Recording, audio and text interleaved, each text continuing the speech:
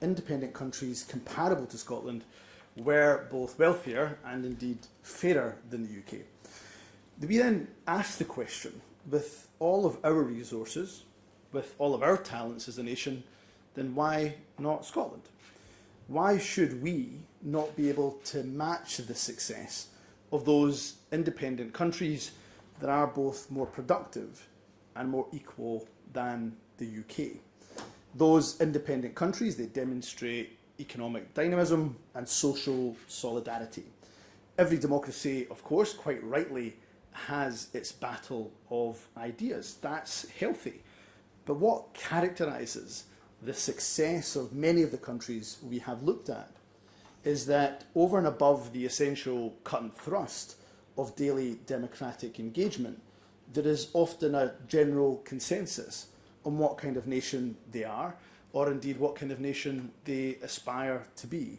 I believe in Scotland we have a similar general consensus, a belief in equality, a belief in opportunity, a belief in community, and that we are entitled to certain basic rights. Rights such as the right of workers to take industrial action, the right to an adequate standard of living, the right to access a system of healthcare free at the point of need. That consensus building defines my political beliefs. The idea of solidarity and guaranteed rights for diverse groups of individuals is of the utmost importance to me. So the paper that we are publishing today, that I am delighted to be publishing today, about creating a modern constitution for an independent Scotland, is about that kind of Scotland that we want to see, and ultimately the kind of Scotland that we want to be. It's about the issues that matter the most, not least protecting the NHS in a written constitution. And crucially, it's about people who live here, whoever they are and wherever they come from. They can help to shape that newly independent country. We will debate our proposals in the Scottish Parliament. We will, of course, engage with the public, with trade unions, with businesses, and many others who make up Scottish civic society. Today's paper is about how we can build a better Scotland for everyone. So we hope that it will encourage and indeed inform that wide-ranging debate.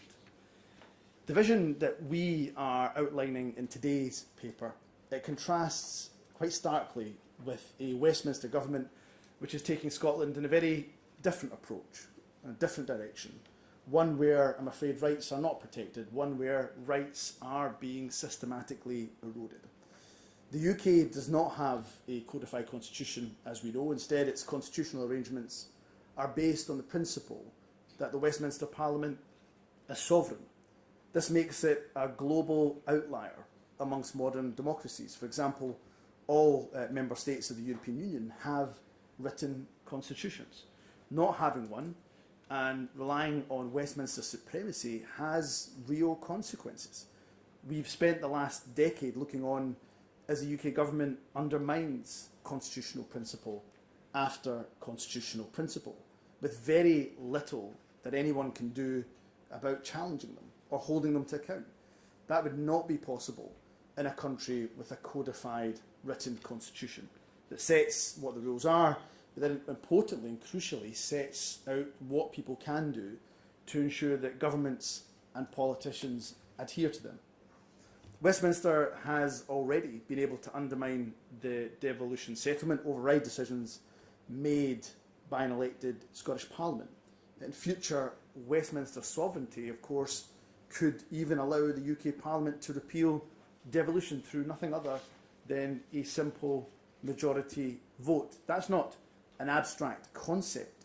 It's worth remembering that the UK government is already seriously considering the repeal of the Human Rights Act, one of the most significant achievements of any UK Parliament in the last 30 years. So all of this raises the question, why should Scotland settle for the current Westminster system rather than making different choices ourselves? With independence, Scotland could embrace the principle outlined in the Claim of Right for Scotland, that sovereignty lies with the people. And we could adopt a written constitution that sets out to protect key rights, key values. Governments, of course, come and go. But what a constitution built by the people can do is set out and embody a set of longer-term, more fundamental values about what a country is for, how it should work, a common understanding of a nation's priorities, a standard below which no government should ever fall, and a mechanism for ensuring that these aren't just lofty words, but are meaningful rights that put power in the hands of the people who live here. Today's paper also sets out how we would create a constitution. It makes clear that after a vote for independence, the devolved Scottish Parliament would legislate on an interim constitution. After a wide process of consultation and of engagement, this interim constitution would come into force at the time of independence. Following independence, we would then develop a permanent constitution through a legally mandated constitutional convention. This process would be driven by the people. Once a draft constitution has been drawn up, it will then be considered by the Scottish Parliament. But it will only come into force if the people of Scotland vote for it in a referendum. In the context of the Westminster system, these proposals do sound radical. We are, after all, planning to involve the entire country in discussions about fundamental constitutional change. But when you look beyond Westminster, you can see that our proposals are in line with steps that have been taken by nations right across the world. In the last 20 years, several countries have directly involved their citizens in designing or indeed amending their constitutions. The countries which have amended their constitutions include Ireland, include the Netherlands, as just two examples. And Scotland would seek to learn from international examples. After all, a new constitution will protect and enhance the rights of every person in Scotland. It should be designed, it should be considered, and it should be approved by as many people in Scotland as is possible.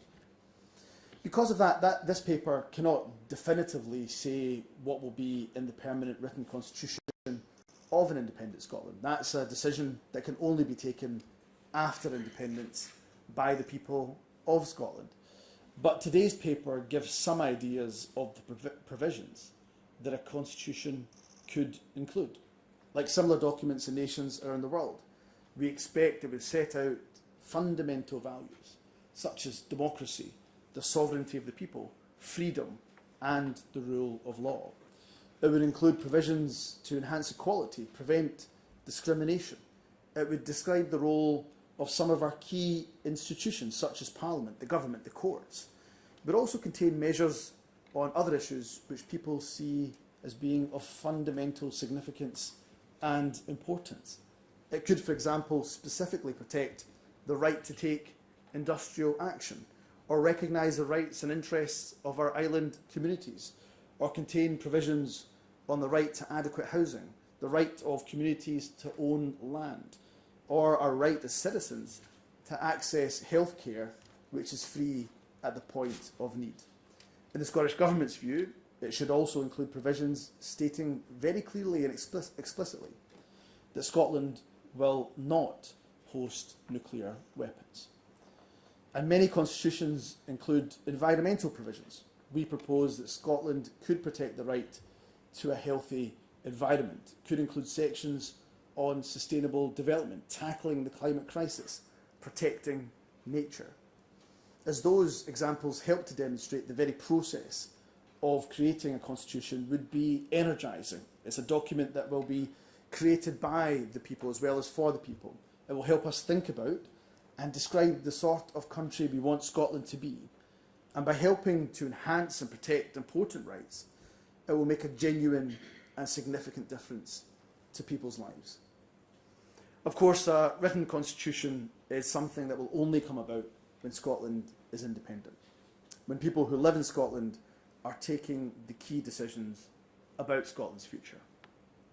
We have made so much progress as a country over these past 24 years with a limited measure of self-government.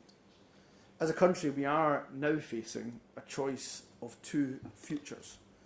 One that is driven by Westminster, which is taking advantage of a Brexit Scotland didn't vote for, to erode our rights and undermine our national parliament. The alternative is for people in Scotland to take our country's future into our own hands, to embed rights we should all enjoy in a modern constitution and build the better Scotland we know is possible. Thank you, and I'm more than happy to take questions. I'll take questions from the floor. We do have an order in which we will go with. I'll dig that out if I may, and we'll go to Colin Mackay first at STV. This is something that would only happen in an independent Scotland. So you're telling us what you want to do when you get there, but you're not telling us how you're going to get there. How do you get there? Well, of course, our preferred method, our preferred option for Scotland becoming an independent country is, of course, that legally binding, legally mandated Section 30 referendum. Now, we know that Westminster has continued to deny that, continued to block that.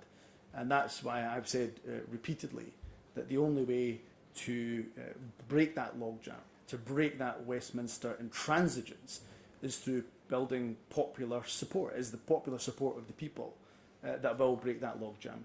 And as much as I would like to give STV and Colin you an exclusive, of course, you'll need to wait till the 24th of June, you'll need to wait till Saturday when I'm speaking quite rightly first and engaging with party members in Dundee, where we will discuss the strategy and the way forward for independence. But I'll just reiterate and re-emphasise the point. Our position actually has never changed. Our position is that we should be independent through a referendum, and we have mandate after mandate after mandate for that. It is the continual denial from the Westminster government that means we are going to have to use the power of the people to break that intransigence. We have David Lockhart from BBC. Thanks, First Minister. With mortgage rates as high as they are, with people in your own party conceding that independence doesn't feel imminent, with the SNP facing internal problems, is it not a bit indulgent at the moment to be talking about the intricacies about a written constitution for an independent Scotland?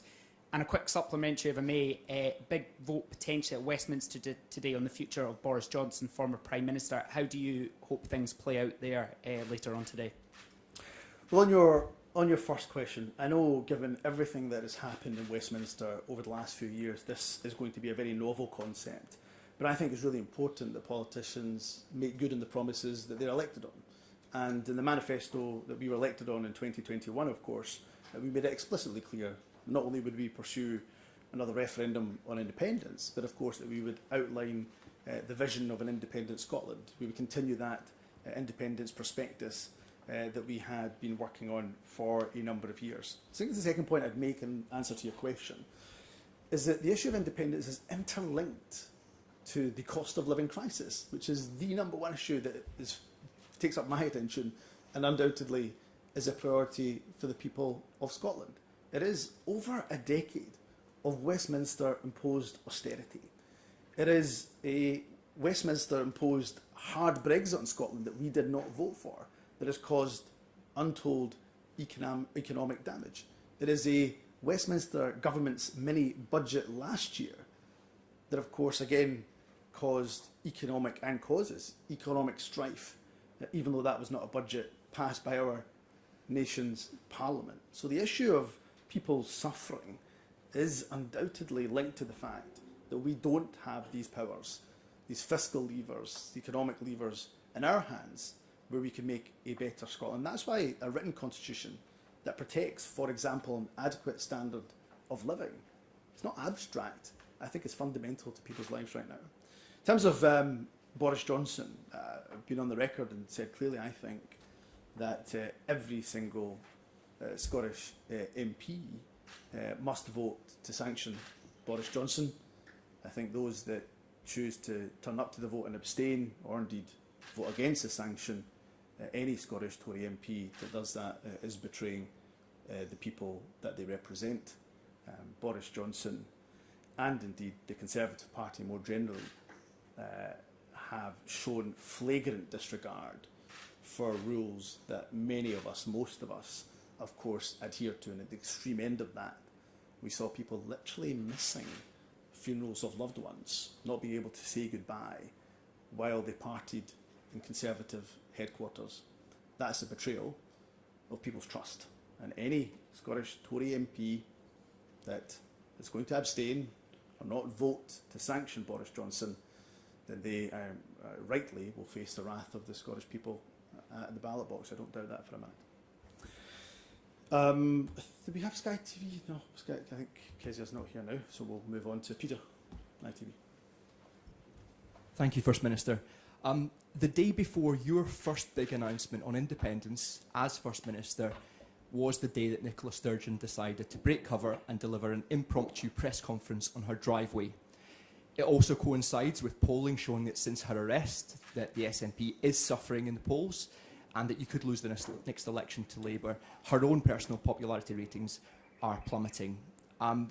Your group response in the SNP has been, you, I believe, said that either you stand by Nicola Sturgeon or you leave the party. That was what was reported. You didn't say that. Did you not say that? No. You didn't say stand by Nicola Sturgeon or leave the party. Okay. Is that your question? Well, I'll come back to that. Your group did publicly say that your response to this would be to send Nicola Sturgeon flowers. I don't believe that would be something that was afforded to any other backbench MSP when they found themselves in bother with the authorities. I guess that there are many people who are supporters of independence are now asking, is protecting Nicola Sturgeon more of a priority for you than protecting the party and independence? For me, I've said what I've said about Nicola time and time again. You and others have asked me numerous questions, and on the issue of how Nicola's treated, I hope in my 12 weeks now, as leader, shown consistency in terms of those involved in the police investigation.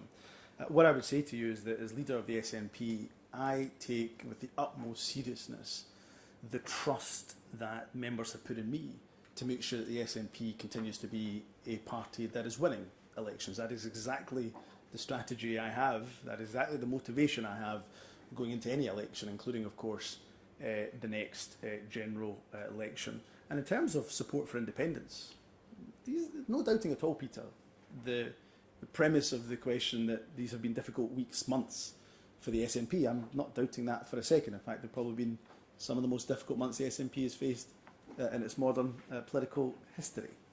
Despite that, support for independence is rock solid. Many polls showing that support for independence has been above 50%, some showing perhaps just below 50%, but support for independence has been solid. And therefore, that's why it's so important that we don't just point out Westminster's failings of that, there are many, but also that what we do, as I've been trying to do today in this paper, is outline a positive vision for an independent Scotland. So for me, the case for independence is bigger than any one person or personality, myself absolutely included. The case for independence is predicated on a vision of an independent Scotland where the powers and the future direction of this country are in the hands of the people of this country. Thanks, Peter. James? Keir Starmer's been talking in Edinburgh about ending oil and gas exploration in the North Sea around Scotland, and also about setting up an energy company in Scotland. Are you being outflanked on climate change policy? Not at all.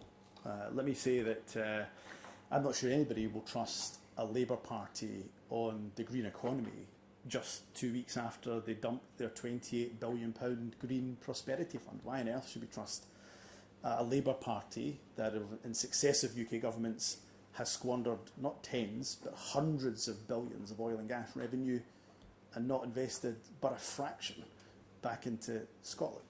And we should somehow be thankful that they're going to set up a part of a government department if they win a general election.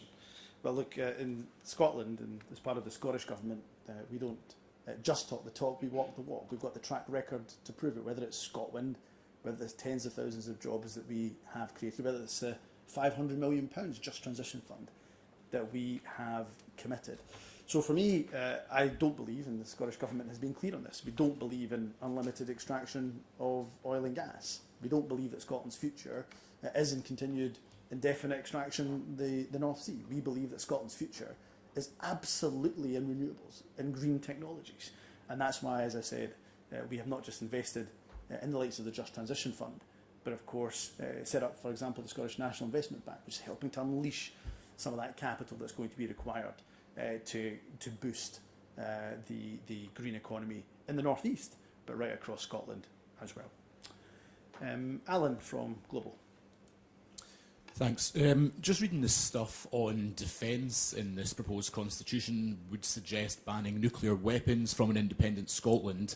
Just wondering how that squares with joining NATO. Who have you spoken to within the alliance, around the alliance, that says you could impose those preconditions and still be allowed to join? Well, remember, our wording is very careful, that we would look to remove nuclear weapons from Scotland in a way that is, in a manner that is safe and expeditious. So we want that done as quickly as we possibly can, but safely too. We are going to be, and we continue to be, at this present day and moment, a responsible global partner.